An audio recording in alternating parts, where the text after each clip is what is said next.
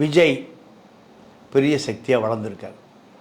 இவரை எதிர்காலத்தில் ஆதரவு வளையத்துக்குள் கொண்டு வந்த விடலாம்னு அமித்ஷா நம்பினார். ஆனால் ஆரம்பிக்கும் போதே 2029 இந்த கூட்டணி தொடரும்ட்டார்.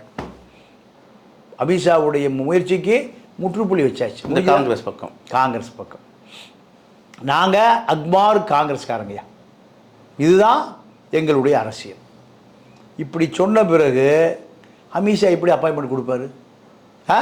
பாஜக தயவில் தான் ஜெயிச்சார் விஜய் அப்படின்றது எப்படி எடுத்துக்கிறது? இல்லை, அது மனநோயாளிகள் சொல்கிறது.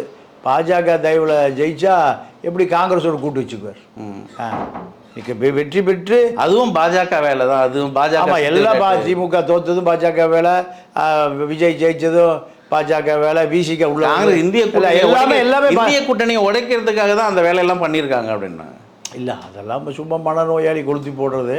அதெல்லாம் பாஜக உண்மையாகவே பாஜக விஜய்க்கு நெருக்கமாக இருந்தால் நீங்கள் அமித்ஷாவும் மோடியும் ரத்தன கம்பள வரவேற்பு கொடுத்து வரவேற்றிருப்பாங்க. வேண்டா வெறுப்பா அமித்ஷா பார்க்கவே முடியாதுட்டார். விஜய்க்கு மரியாதையே இல்லையே.